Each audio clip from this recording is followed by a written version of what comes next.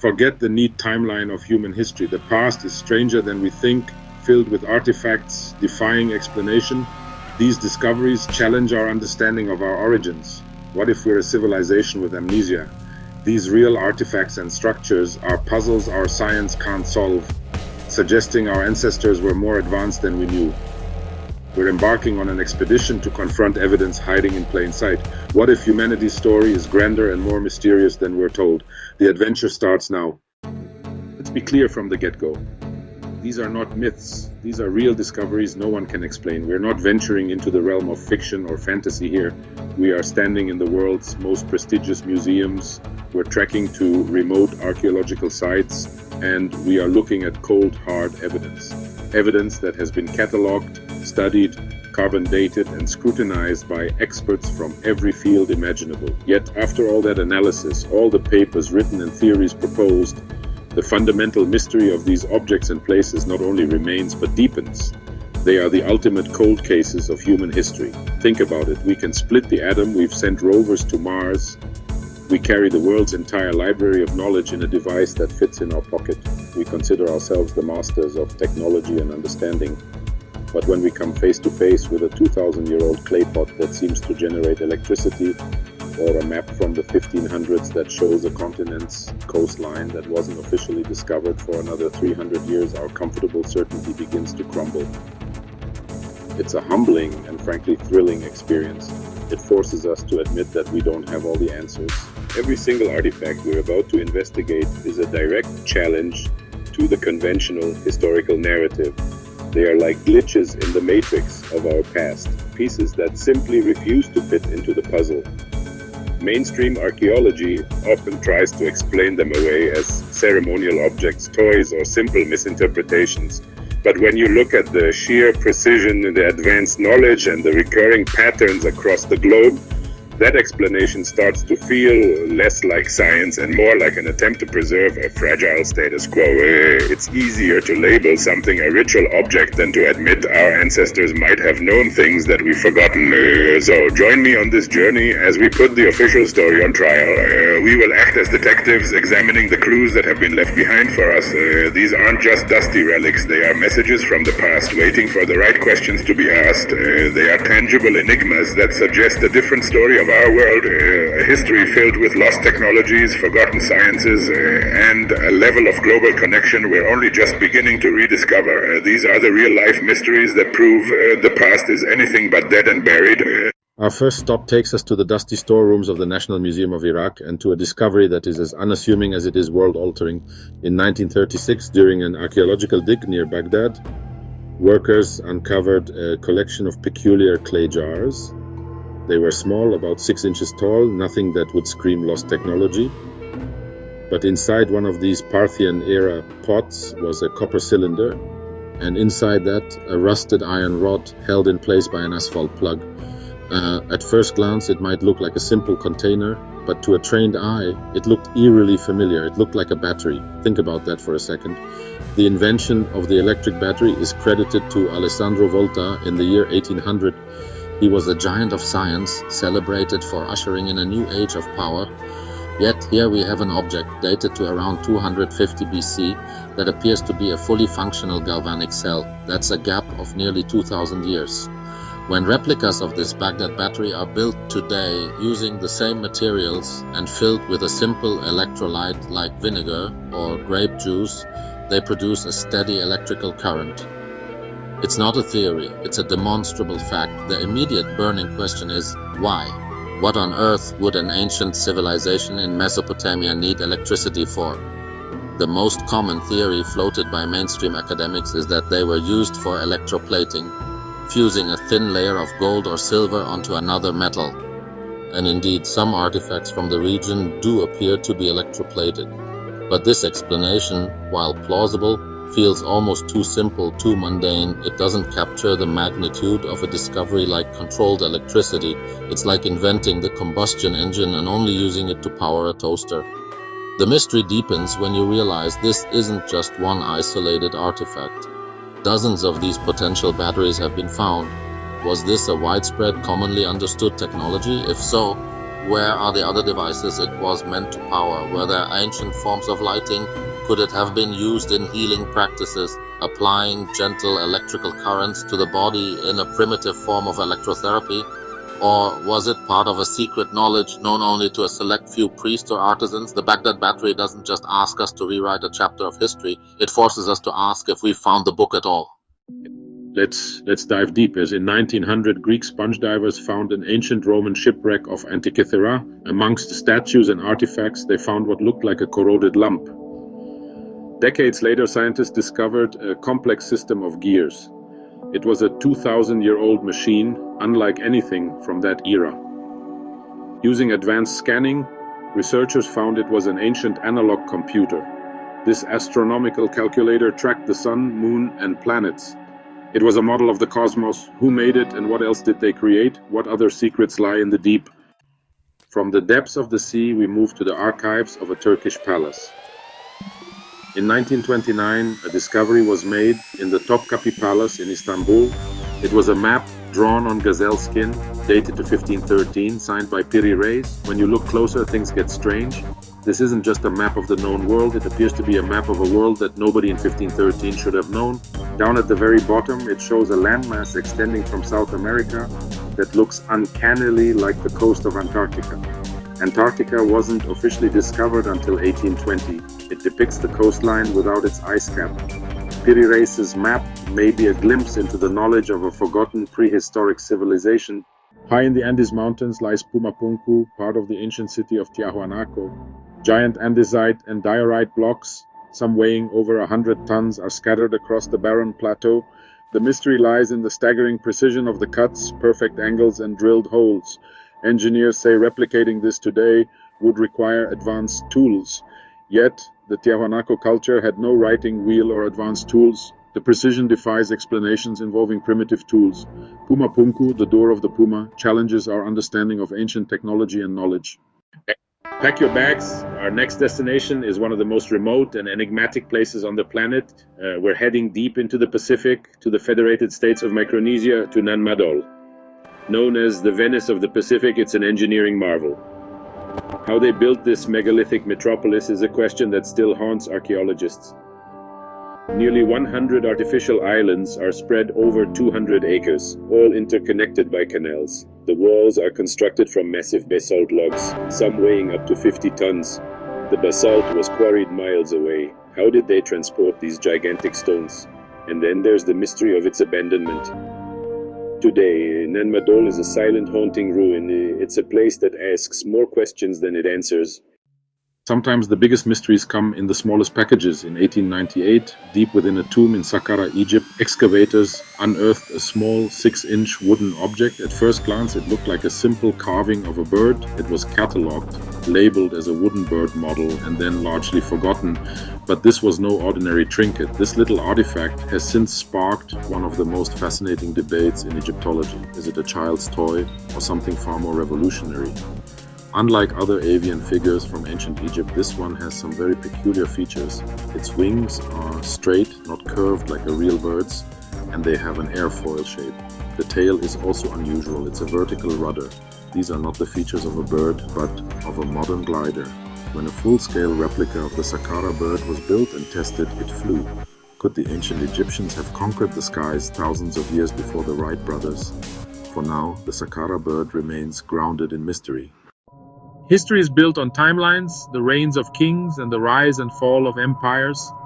The Sumerian kings list is an ancient cuneiform text documenting the rulers of Sumer, but the lengths of their reigns warp reality. The list begins before a great flood, naming 8 kings with impossibly long reigns. The first king, Alulim of Eridu, ruled for 28,800 years. It defies all logic. Then the list records that the flood swept over. Eventually we reach historical figures verified by archaeology like Gilgamesh. So, what are we to make of this blend of myth and history? The Sumerian kings list suggests human history might be far older than we believe. Let's explore the iconic and baffling architectural phenomenon of pyramids. You likely picture the monuments of Giza, symbols of a lost age, but this design isn't unique to Egypt. It echoes across continents and cultures that, according to history, shouldn't have known each other. In Central and South America, we find step pyramids. Across the Pacific, in China, are earth-mound pyramids. Each adds a pin to a global map of mysteries. How is this possible? Is it independent invention or evidence of a lost global culture? Pyramids are a question written in stone on a global scale, a question we are still far from answering. For decades, we thought agriculture led to settled villages, then cities, enabling complex things like religion and art. But Göbekli Tepe in Turkey, a site 12,000 years old, turns that on its head. It's twice as old as the pyramids, with massive circular enclosures. Carved T-shaped pillars show sophisticated artistry. This temple, built by nomadic people, suggests the desire for spiritual gathering may have kick-started agriculture. After 1,000 years, it was deliberately buried, leaving us with the mystery of why. Exploring ancient ruins, we expect to see marks of ancient tools, but in certain places we find carvings and drill holes in hard stones that defy expectation. They exhibit a level of precision that seems utterly out of place. Look at the sarcophagi in the Serapeum of Saqqara. We see perfectly flat surfaces, razor-sharp internal corners, and core drill holes with spiral grooves. The mystery deepens when we examine stone vases from Egypt's pre-dynastic period, carved from incredibly hard stones. Are we looking at evidence of a far more advanced technology than we're willing to admit? These impossible carvings challenge the narrative of our slow linear technological progress. Let's discuss the history we think we know, but what happens when you find something that just doesn't fit? These are called out-of-place artifacts, or owu parts. Take, for example, the Kozo artifact, a spark plug found encased in a 500,000-year-old geode. Or consider the Dorchester pot. These objects shouldn't exist. Or are they genuine relics from a lost epoch of human or maybe even pre-human civilization? What if our timeline is fundamentally wrong? These objects could be the last surviving breadcrumbs leading back to a forgotten chapter of Earth's history. They force us to question the story we've been told. Let's go global. For centuries, we thought ancient cultures developed in isolation. The Egyptians, the Inca, the Khmer, separated by vast oceans with no way to communicate. But art and architecture reveal a more connected story, written in stone. Consider the handbag of the gods. It appears in Sumerian carvings at Göbekli Tepe and among the Olmecs. How is this possible? It's a specific repeated image. Pumapunku's stonework resembles the Osirian temple in Egypt. The Master of Animals motif appears in Crete, Iran, and the Indus Valley. Civilizations that never met. This points to a shared ancestry, a mother culture influencing civilizations globally, or a network of ancient mariners sharing knowledge. The stone evidence is undeniable. Our ancestors were connected, defying our understanding of history. One legend towers above all others, Atlantis, first written about by Plato. It's the tale of a lost civilization, a mighty island nation beyond the Pillars of Hercules with unrivaled technology, a paradise doomed to vanish. Its destruction around 9600 BC coincides with the end of the last ice age, a time of catastrophic climate change and rising sea levels. Any coastal civilization would have been wiped out, submerged, as Plato described. Could Atlantis be a memory of a cataclysm that erased a branch of humanity? Could it all be echoes of this lost civilization, a warning of how quickly it can all be lost? Let's wade into controversial waters. We've seen impossible structures and technology seemingly ahead of its time. What if the inspiration wasn't entirely human? This is the ancient astronaut theory. The gods in ancient texts weren't just mythological, they were extraterrestrial visitors who shared knowledge and maybe even DNA. Consider the Vimanas from ancient Indian texts. They're detailed accounts of flying machines. Think about the Anunnaki of Sumeria, or the Kachinas of the Hopi, spirits from the stars. Examine the art our ancestors left behind. Figures with oversized heads and large eyes. Figures with antennae sprouting from their heads. Drawings depict bug-eyed beings unlike anything around them. Maybe they had a little help from someone who had already mapped the stars. Could the explosion of knowledge be from a cosmic helping hand? A distorted, half-remembered history of our first contact. Credible evidence exists, but why isn't it common knowledge? And some discoveries haven't just been overlooked, they've been actively suppressed. Forbidden knowledge suggests truths about our past are so paradigm-shattering, powerful institutions keep them under lock and key. The great library of Alexandria held the collective knowledge of the ancient world. What secrets were lost in the flames? Its destruction wasn't just a tragedy, it was a reset button on human progress. The Spanish conquest saw the burning of Mayan and Aztec libraries. Priceless records of astronomy, medicine, and history were destroyed. Today, suppression is about controlling the narrative. Discoveries that don't fit are labeled as out-of-place artifacts. Are they protecting the truth or protecting us from it? What if ancient megalithic structures' function was as sophisticated as their construction? Recent discoveries point to a forgotten ancient technology, the power of sound. Sites like the Hypogeum in Malta and stone circles of Britain are acoustic marvels, engineered to manipulate sound. The Hypogeum resonates at 110 Hz, amplifying voices. At Chichen Itza, a clap echoes the Quetzal bird. They were shaping sound itself, understanding it as energy affecting our bodies and brainwaves. Was this sonic technology for healing, communication, or something more? Could sound have moved massive stones? It's a testament to the sophisticated science of our ancestors. What if the real mystery is how ancient sites connect? Researchers propose an ancient global grid, a planetary network of energy lines or ley lines crisscrossing the globe. Significant ancient sites weren't randomly placed. They were deliberately built on specific points of this grid, amplifying Earth's natural energy. Plotting these locations reveals astonishing patterns. These lines may be pathways of terrestrial energy. Monuments became massive resonators or energy conductors. Who was the architect? Did the grid serve as a form of communication? The evidence awaits. Ancient builders were brilliant astronomers. Massive stone structures are aligned to celestial events. Stonehenge connects to the solstices. The Giza Plateau's pyramids mirror Orion's belt as it appeared in 10,500 BC. Angkor Wat's ground plan maps the constellation Draco around 10,500 BC. These alignments suggest our ancestors saw Earth and sky as linked. They understood complex astronomical cycles like the precession of the equinoxes. They built their works to endure. When you put all these pieces together, the impossible engineering, the global grid, the celestial alignments, you have to start wondering about the intent behind it all. What if these structures are a deliberate communication left for a future civilization like ours? Mathematics, astronomy, and physics are universal. A message encoded in stone and aligned with the stars is built to last. Consider the scale and permanence. Maybe the purpose wasn't for their time, but for us. They were leaving behind a giant planet-sized puzzle box filled with clues and perhaps a warning. This reframes every ancient mystery. Every alignment becomes a breadcrumb on a trail leading us toward a profound revelation. So what is the message? Maybe it's a warning that the cosmic cycle brings periods of immense destruction, and we are approaching one now. The medium is clear, the Earth itself and the stars above it. For centuries, we've stared at these ancient wonders we get, looking from the outside in, but what if we could peel back the layers of history with data? We're deploying ground-penetrating radar and LiDAR technology, revealing sprawling ancient cities. Muon tomography is now aimed at the Great Pyramid of Giza, searching for hidden chambers. We are catching up. These discoveries are demanding entirely new chapters, suggesting ancient civilizations were more advanced than we ever dared to imagine. It's allowing us to see what was always there, hidden in plain sight. This brings us to the biggest question of all. As we get closer to the answers about our origins and what humanity is capable of, we have to ask ourselves, are we actually ready for them? Are we prepared for a truth that might completely shatter the comfortable linear story of progress we've been telling ourselves? What if the evidence from Pumapunku, Göbekli Tepe, and the global grid of pyramids points to a different story entirely? A story of incredible peaks of knowledge and sophistication, followed by cataclysmic loss.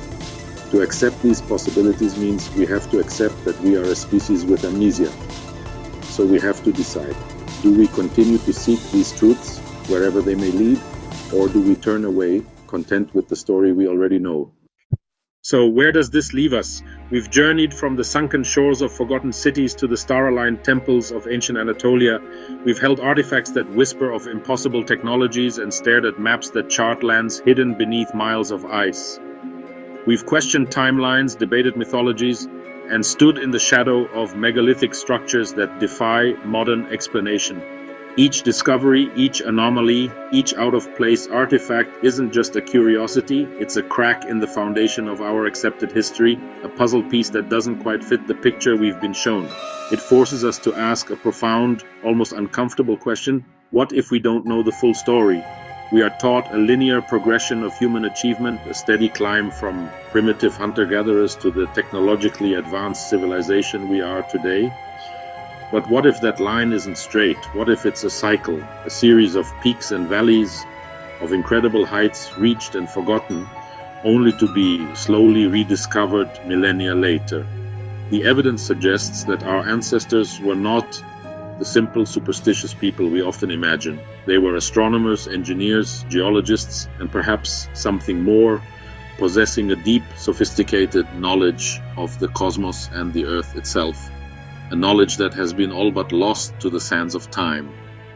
This isn't about dismissing the incredible achievements of our known history, but about expanding our perspective to include the possibility of chapters we never knew existed, to acknowledge that there are profound gaps in our understanding, gaps that these ancient mysteries seem designed to fill.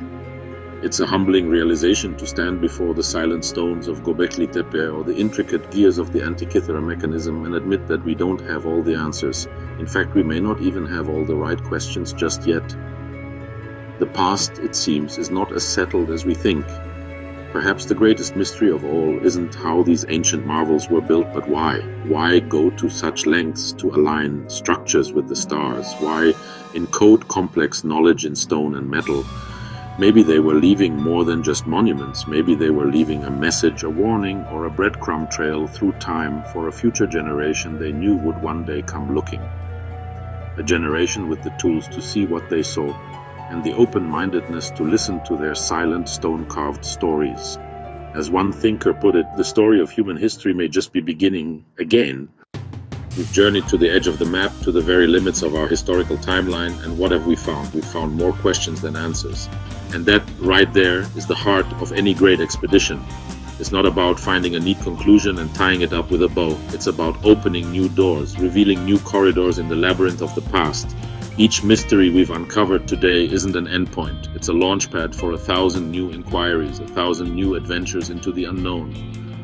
The quest for knowledge is a relay race, and the baton has been passed to us. The conversation doesn't end here. In fact, this is where it truly begins. What are your theories? Do you believe the Piri Reis map is evidence of a lost seafaring civilization that charted the globe in a forgotten age? Are the global pyramids a sign of ancient contact, a shared architectural blueprint passed down from a common source? Or is it all a grand series of remarkable coincidences, a testament to the parallel ingenuity of the human mind across disconnected cultures? There are no wrong answers in the realm of speculation, only more avenues to explore, more dots to connect on this sprawling map of mysteries.